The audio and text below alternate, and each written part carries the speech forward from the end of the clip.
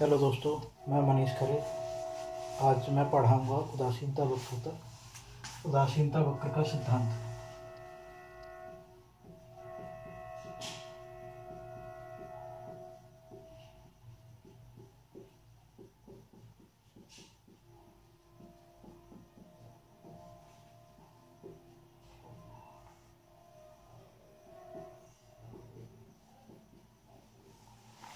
उदासीनता वक्र का सिद्धांत, इसे प्रोफेसर हिक्स साहब ने दिया था। प्रोफेसर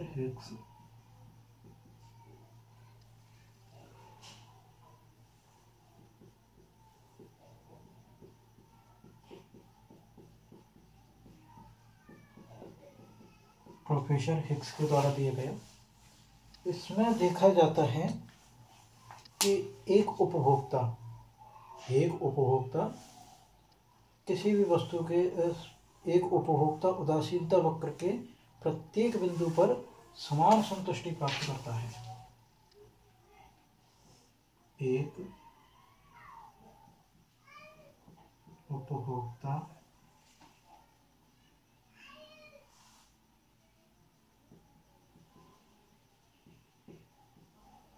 उदासीनता वक्र के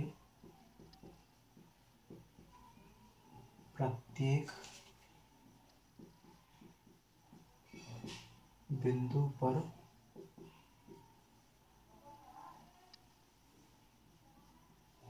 एक समान संतुष्टि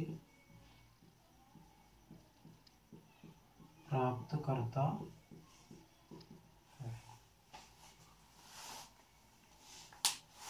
एक उपभोक्ता उदासीनता वक्र के सभी बिंदुओं पर समान संतुष्टि प्राप्त करता है, क्योंकि वस्तु x की कम मात्रा खरीदेगा तो वस्तु y की ज़्यादा मात्रा खरीद लेगा, तो दोनों इक्वल हो जाते हैं। इसकी वस्तु x वस्तु y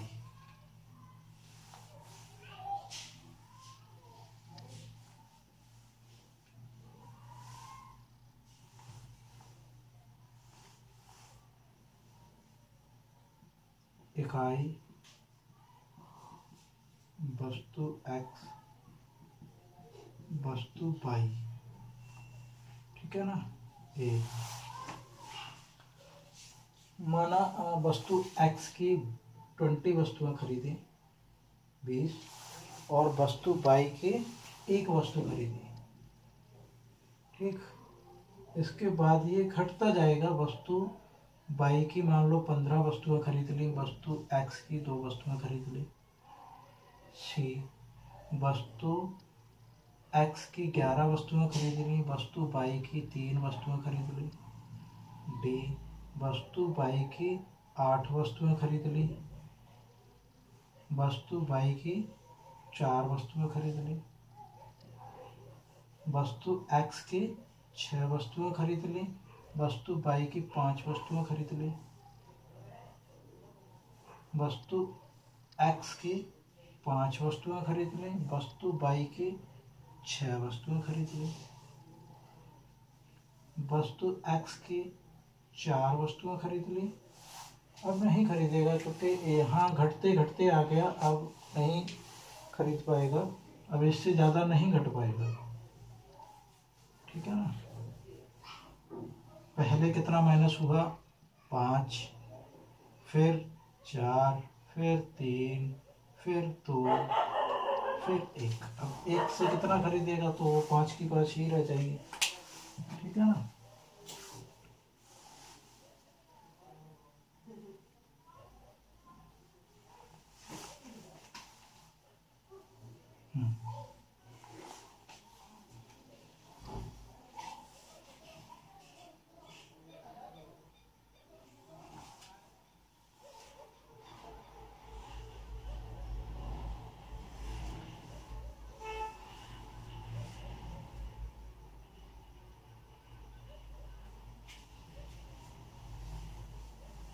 इसका डायग्राम बनाएंगे तो वो बनेगा तुम्हारा ऐसे।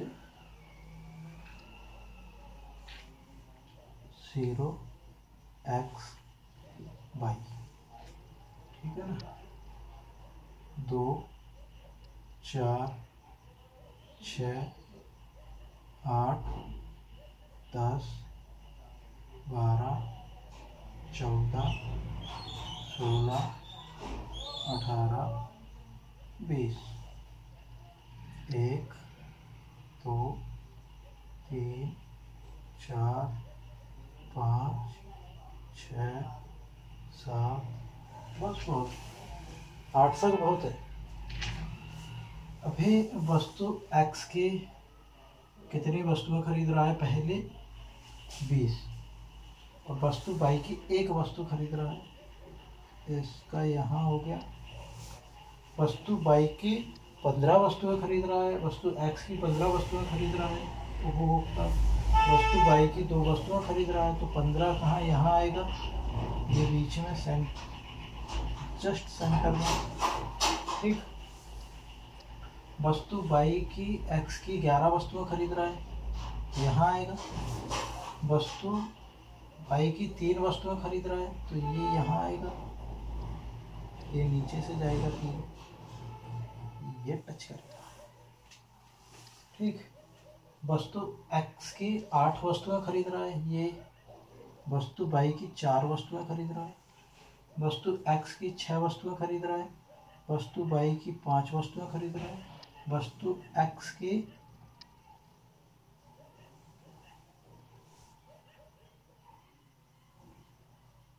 5 वस्तुएं खरीद रहा है, सॉरी,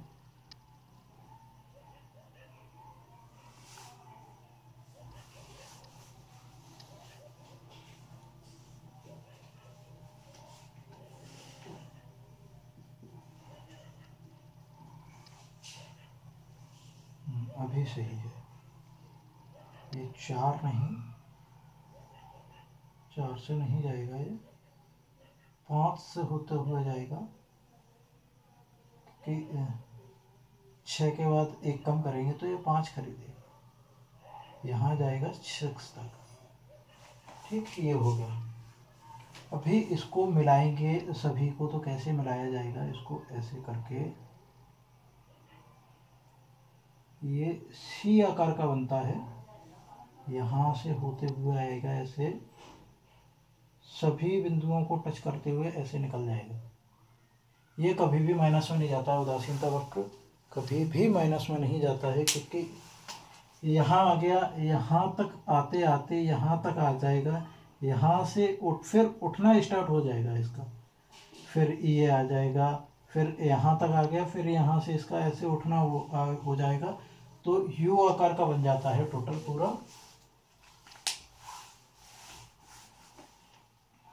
फिर इसको अपन यहीं तक रखेंगे जहाँ तक अपने को ज़रूरत है इसकी।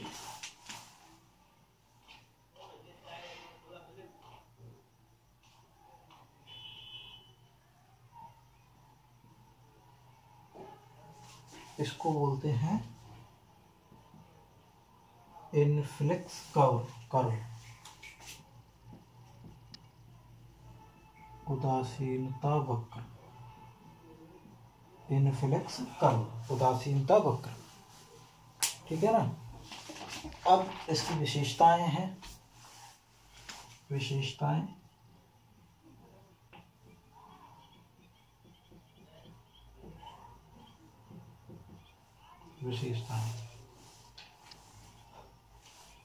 पहली विशेषता ये है कि एक उदासीनता वक्र में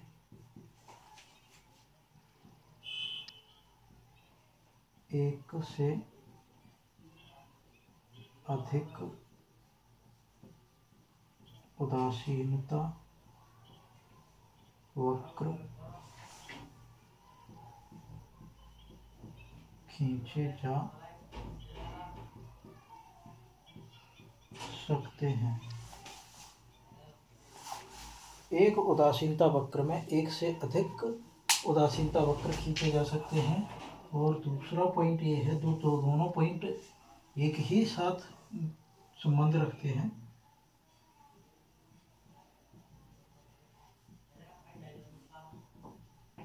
दो उदासीनता वक्र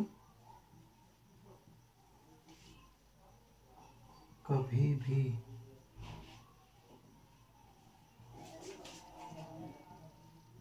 एक दूसरे को ना तो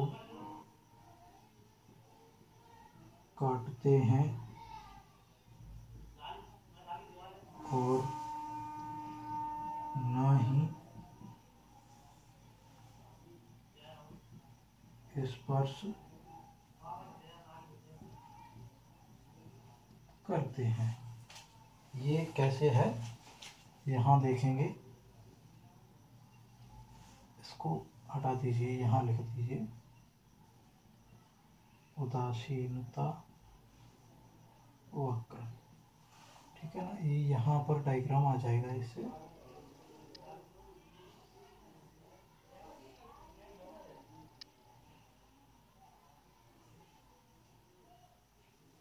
ए बी सी डी, ये मेन पॉइंट हो गया ए। ये दोनों पॉइंट हैं उदासीन। एक उदासीनता वक्र में एक से अधिक उदासीनता वक्र खींचे जा सकते हैं। ये एक हो गया, ये दो हो गया। ठीक है, अभी इसका मतलब है, मान लो इस भी इसका मतलब है एक दूसरे को ना तो कभी काटते हैं और ना ही कभी स्पर्श करते हैं, क्योंकि ये थोड़ा छोटा रहेगा, फिर इससे एक आगे आएगा, फिर इससे एक आगे आएगा, फिर आगे आएगा। तो ये कभी भी एक दूसरे को ना तो काटते हैं और ना ही कभी स्पर्श करते हैं। इसका मेन कारण है, देखना भी, ए बराबर ए बी, ए बी, सी ई और ए डी। ठीक है ना। अब ये इसके बराबर है, ये इसके बराबर है, ये इसके बराबर है, तो ये दोनों बराबर हुए ना। तो इसमें ये भी तो लिख सकते हैं ए बी बराबर ए डी, ये भी तो लिख सकते हैं। ये यहाँ से यहाँ तक बराबर है ये दोनों, तो ये इसके दोनों को बराबर लिख सकते हैं। तो इसमें लिखा जा सकता है फिर ए बराबर ए बी बराबर ए सी बराबर ए डी, ए बराबर बी बराबर सी बराबर डी। ठीक है, जबकि डायग्राम क्या दर्शा रहा है कि ए छोटा है, सॉरी, ए बड़ा है बी से और सी छोटा है डी से।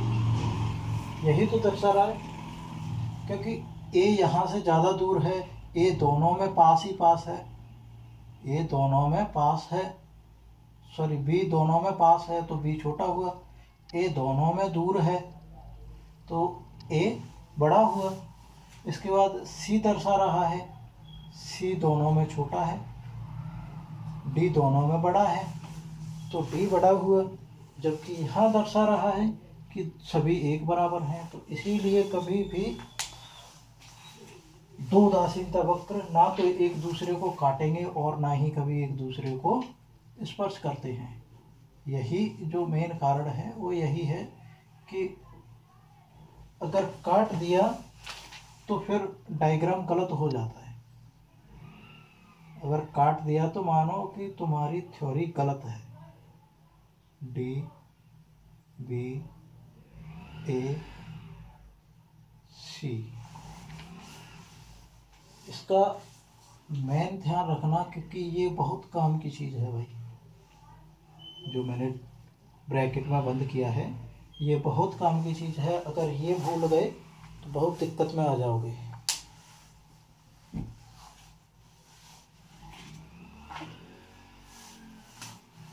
तीसरा पॉइंट है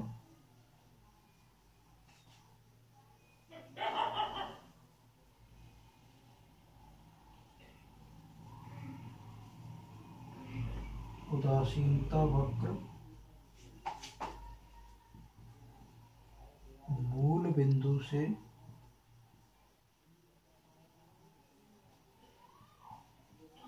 जितनी अधिक दूरी पर होगा उतनी ही अधिक संतुष्टि प्राप्त करता है। एक उदासीनता वक्र मूल बिंदु से जितनी अधिक दूरी पर होगा उतनी ही अधिक संतुष्टि प्राप्त करता है, क्योंकि ये मूल बिंदुएं हैं। मानो ये सारे मूल बिंदुएं हैं इसके, ठीक है। यहाँ पर आ गया कितना, 15, 2। यहाँ आ गया इस वाले मूल बिंदु पर आ गया कितना, 8 और 4, ठीक है।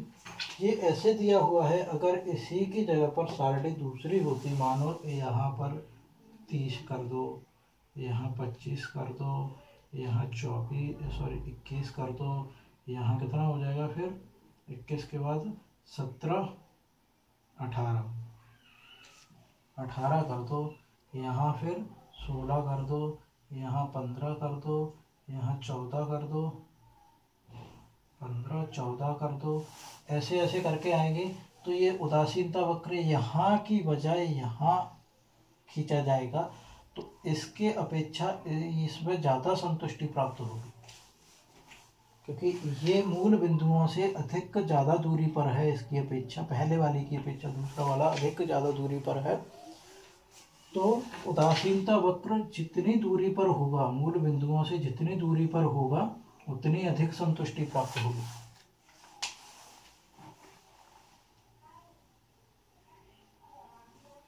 इसको भी मिटा दिए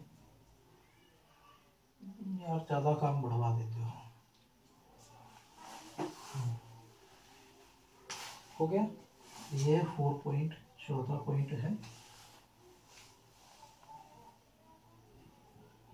उदासीनता वक्र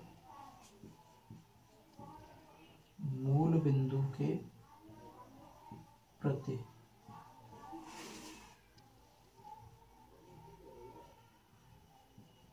उन्नतोत्तर होता है।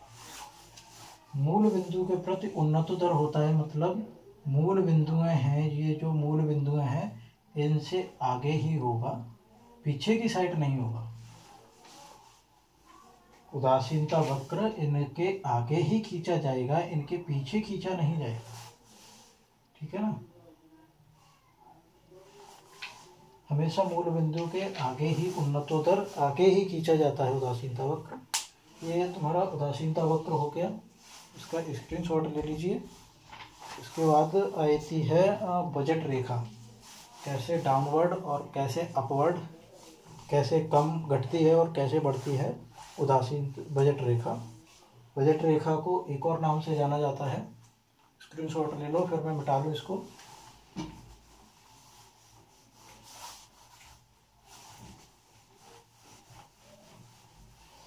उदासीनता वक्र हो गया। इसके बाद बजट रेखा, बजट रेखा को कीमत रेखा भी कहते हैं।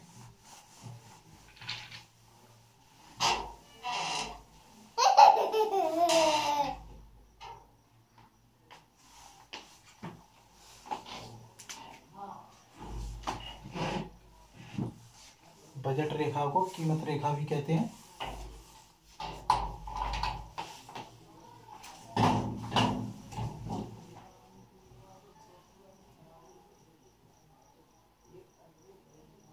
बजट रेखा, कीमत रेखा।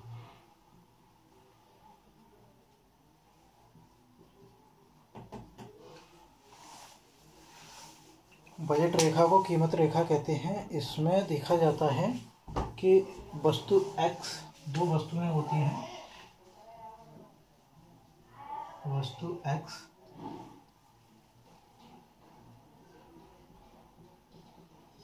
दो वस्तुएं, वस्तु X और वस्तु Y। इसमें मानो वस्तु X की वस्तु एक्स की कीमत 10 रुपये, वस्तु वाई की कीमत 5 रुपये, उपभोक्ता की आय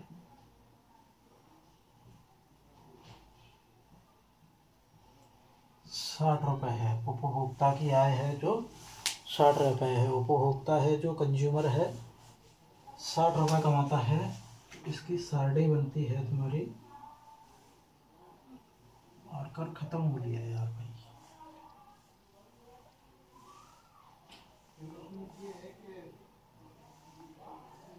चेकअप 2-4 लोगों से करते आए, 2-4 लोगों का चेकअप हो गया। चलो दोस्तों आज यहीं ख़त्म करते हैं, मार्कर ख़त्म हो गया। ठीक, अपनी वीडियो सब्सक्राइब करें, फॉलो करें।